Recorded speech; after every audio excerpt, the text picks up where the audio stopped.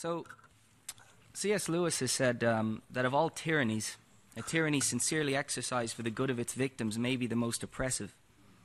So when I hear states saying that we need to protect the health and welfare of mankind and protect children, I recall that warning. My worry is that these things become a license for states to do whatever they wanted to do and have been doing all the way along without changing anything. And they're abstractions. They don't really mean anything.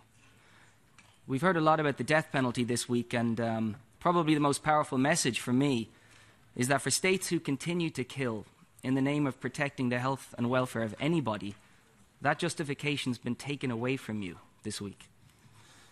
But let's look elsewhere. And I don't say this to pick on the state in question, it's just important to point out. The UK just said that its laws are fully compliant with its human rights obligations. Now, I lived there for a long time, and I don't know when that was ever assessed. Somebody is stopped and searched for drugs every minute in the UK, and we know that that system is racist from top to bottom. So, I don't, like I said, I don't want to single that state out. The point is, I have two main points from that. The first is that states, I'm sorry to say, are not the arbiters of their own human rights compliance. That's like FIFA assessing its own corruption. So, human rights, they're not abstract terms, they're experiential phenomena. So, before claiming compliance, ask those affected and open the discussion to scrutiny, independent scrutiny.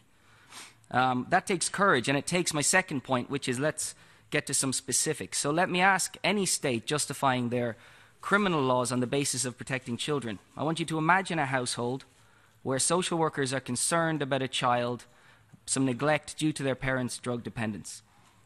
And now I want you to think of any reason you can that that family is better off with a criminal record, because if you can, I'd like to hear it.